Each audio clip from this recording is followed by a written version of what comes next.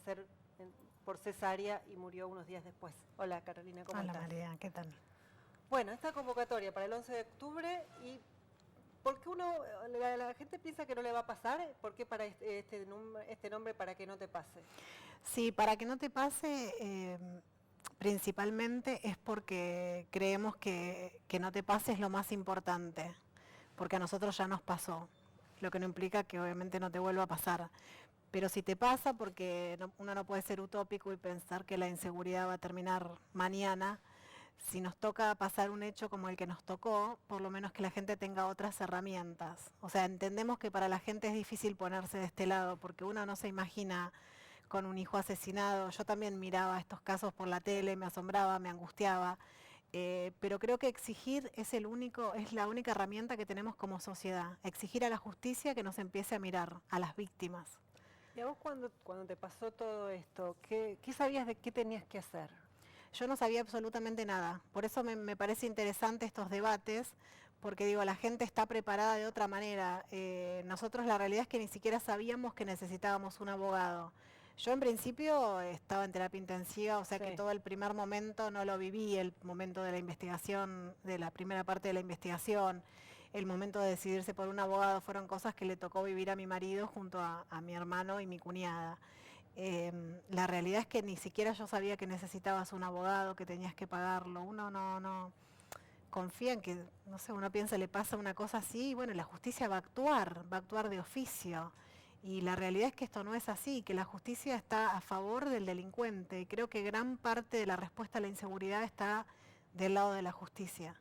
Eso es lo que sentiste vos, a pesar de que, bueno, a ustedes les tocó un fiscal que los acompañó, ¿no? Nosotros fue destacado el trabajo del fiscal, fue destacado el trabajo del tribunal oral, pero todo parece que va decayendo, porque después llega el caso a casación, que son personas que vos nunca conocés, porque vos no participás de ese proceso, ya quedaste afuera. Como víctima. Claro, como víctima, esa es otra de las cosas por las que estamos peleando. En casación reducen la pena, incluso votando casi uno en disidencia, diciendo que no había sido homicidio. Y entonces uno siempre se pregunta si casación, aunque sea, lee los expedientes, porque no lo estaba diciendo yo, lo estaban diciendo médicos.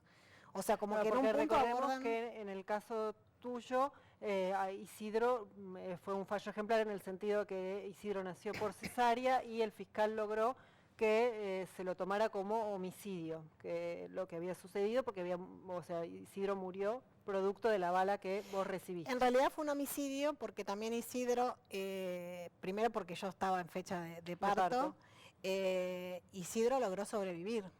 Sobrevivió una semana por las características de él, porque era un bebé muy sano, muy fuerte, y por eso logró sobrevivir una semana a pesar de todo el oxígeno que le faltó. O sea, era un homicidio claramente, no había... Y habían dado perpetuo, pero en casación la bajaron a homicidio, era criminis causa y que es matar para ocultar otro delito, pero se lo bajaron a homicidio en ocasión de robo, eso pasó en casación. En casación redujeron las penas en 22 años.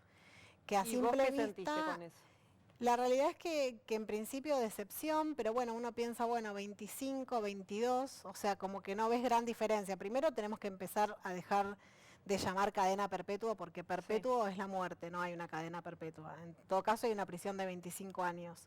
Sí, además que no es pero el hecho de que a ellos le redujeran esta pena en 22 años implica que pueden acceder a otros beneficios, que significa que en 8 años el que peor situación judicial tiene, que es el que dispara, en 8 años, con 33 años de edad, puede acceder puede pedir una libertad condicional.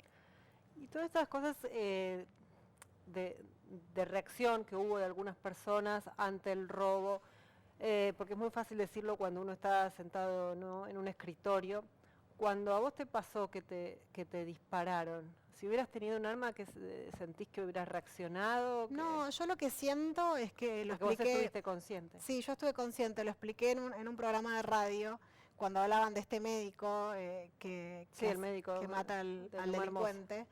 Yo lo que expliqué es que son momentos de tanta adrenalina y de tanto pánico que ni siquiera yo sentí dolor con todos los golpes y un disparo. O sea, yo estuve 18 minutos consciente pensando que no podía respirar porque estaba nerviosa. O sea, que no sé en qué momento uno vuelve en sí. Ese es el problema. Y tampoco la reacción asegura nada. Yo no tuve reacción. O sea, cuando a mí me disparan ya tenían el dinero que yo había sacado del banco. Vos le diste la plata. Es que ni siquiera me dio tiempo. Él me arrancó del auto, la cartera, me pegó y me disparó. O sea, no tuve ni tiempo. Y muchísimo menos una reacción de defensa con, imagínate, 9 meses de embarazo y nada, yo había aumentado un montón. O sea, no podía casi mover ya a esa altura. O sea que esto de que uno dice darles todo, no digo que defienda la justicia por mano propia. Yo confío en que tenemos que volver a confiar en nuestra justicia. Pero bueno, entiendo la impotencia, porque este médico lo habían robado 7 veces, que casualmente son la cantidad de veces que pasa un delincuente por la cárcel antes de matar. Y un patronato de liberados que no hace nada, un juez que busca permanentemente liberarlo, porque bueno, supuestamente a este individuo le faltaron las posibilidades, o sea, victimiza al delincuente. Le faltaron las oportunidades, pero nadie se las da, solamente le dan libertad para matar, y en el camino que muera quien muera. Y a vos se te dio vuelta la vida. La vida sí, son 2 vidas en una, digo yo. O sea, una vida es antes, una vida es después. La vida después es difícil, es muy difícil. O sea, obviamente uno de a poco va transitando como puede, no es un duelo más, son muertes muy antinaturales y los duelos no son iguales, obviamente. Es muy difícil no estar en principio enojada, enojadas toda la familia. La realidad es que al principio mi enojo era ¿por qué no me morí en terapia intensiva y listo? O sea, porque después es mucho el sufrimiento. Ese es el problema que no ven los jueces, el sufrimiento de las víctimas, el sufrimiento que causa la pérdida de una vida. O sea, yo veo una justicia que no ve que el primer derecho humano es a la vida. Eso es lo que veo por parte de la justicia. Y esto, obviamente, hasta que no te pasó a vos, no lo tenías tan claro, no lo veías. No. Sí, sabíamos obviamente de la inseguridad, los casos pasaban, teníamos ¿Pero tenías miedo o te daba la sensación de que eso no era algo que...? No tenía la sensación de que me iba a pasar a mí. Por eso entiendo a las personas que les cuesta poner... uno no se imagina. Semejante hecho es inimaginable.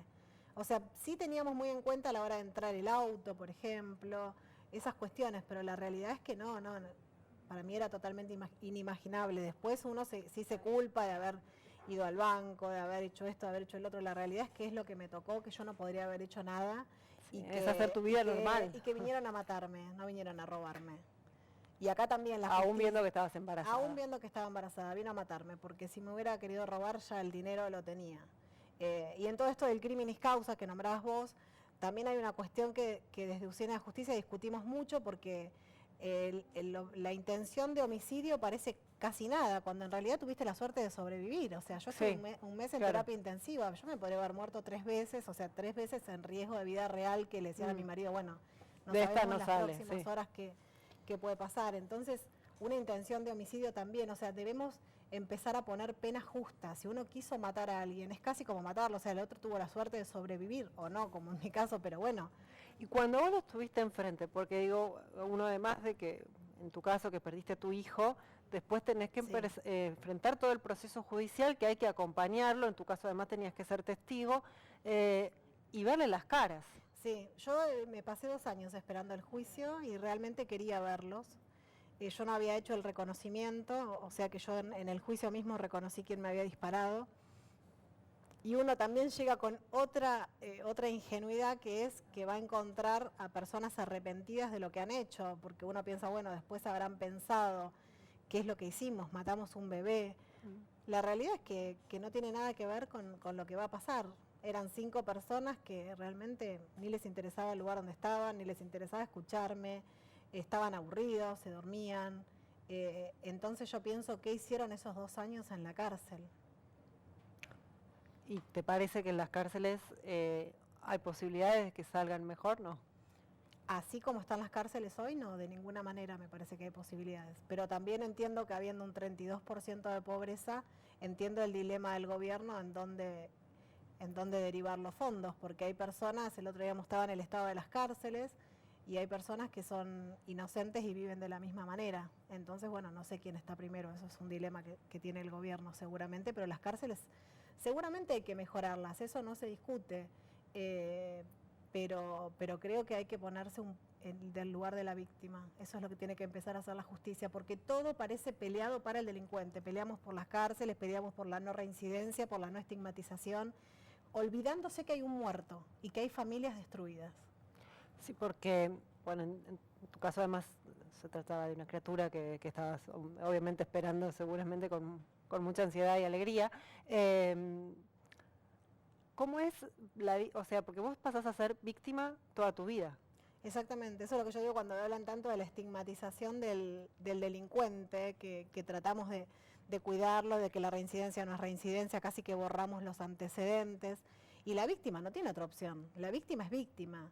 Y yo no hablo por mi caso, que tal vez fue muy mediático, porque imagínate que en mi caso había una persona filmándome cuando me estaba muriendo, otra persona filmando a mi marido cuando se estaba enterando. O sea, obviamente tengo un estigma que hoy no me pesa porque realmente puedo luchar por otras cosas, pero hay personas que no salen en la tele de ninguna manera y es la misma estigmatización. Porque yo siempre digo, la familia no sabe cómo tratarte, ya no sos el mismo. Tus amigos no saben cómo tratarte, en el trabajo no saben cómo tratarte. Y bueno, ¿cómo se sale de ese estigma? O sea, vas a ser víctima siempre, lamentablemente eso es así. O sea, todo el mundo siempre te ve como la mamá de Isidro, la mamá que perdió un bebé. Hoy yo lo siento de otra manera, lo siento como que también la gente me desea mucha fuerza, me ve fuerte, a todos los que estamos haciendo esta convocatoria. No, pero digo, inicialmente nadie sabía cómo sacarse a vos. Como la cara de la... Pero ni tu propia familia. Y es difícil, mi familia me acompañó muchísimo, pero como pudo, es difícil tratar a una persona que sale de terapia intensiva, que perdió un hijo, o sea, es difícil, sí, nadie está es preparado incómodo, para eso. ¿me entendés? Y es entendible, porque, por ejemplo, en diciembre venían las fiestas y la realidad es que para mí no había nada para festejar, y también entiendo que la vida de la gente sigue, la que se paró en un momento es la vida tuya. Pero es difícil, es muy difícil, laboralmente también, porque incluso en el juicio... Volver a trabajar, volver a decir, bueno, yo puedo hacer otra cosa más allá de lo que me pasó. Después viene un juicio que ni siquiera está legislado, o sea, no hay legislación laboral para una víctima. Tienen que ver de qué manera te dan una licencia para... Está bien, el trabajo lo puede hacer, no tiene ninguna obligación, eso lo tiene que legislar, decir, bueno, hay un proceso penal que tiene que pasar y es así. O sea, podría existir un empleador que no y hay empleadores, nosotros nos ha tocado conocer muchas víctimas, hay empleadores que le dicen, sí, por favor, aunque sea no pueden estar online trabajando durante los juicios. O sea, que el empleador no tiene por qué pensarlo, eso lo tiene que pensar los legisladores. ¿Y por qué sentís que el abogado es importante teniendo en cuenta que se supone que está el fiscal? El abogado es importante porque lamentablemente no está el fiscal en muchos casos. Bueno, siempre nombro a Matías Gandolfo, todas las pruebas en contra, filmado el asesino y la fiscal no quiso acusarlo. O sea, mientras tengamos un sistema penal abolicionista en su gran mayoría, porque no puedo decir todos, necesitamos un abogado, porque todo el tiempo se está protegiendo al delincuente, entonces nosotros necesitamos esa garantía y la necesitamos de oficio, que desde el minuto cero estén cuidando nuestras pruebas como están cuidando las pruebas de los delincuentes. Bueno, muchas gracias y le recordamos a la gente que el 11 de octubre, para que no te pase, al Congreso a las 18 horas. Bueno, muchas gracias. Gracias a ustedes. Hace 10 años nació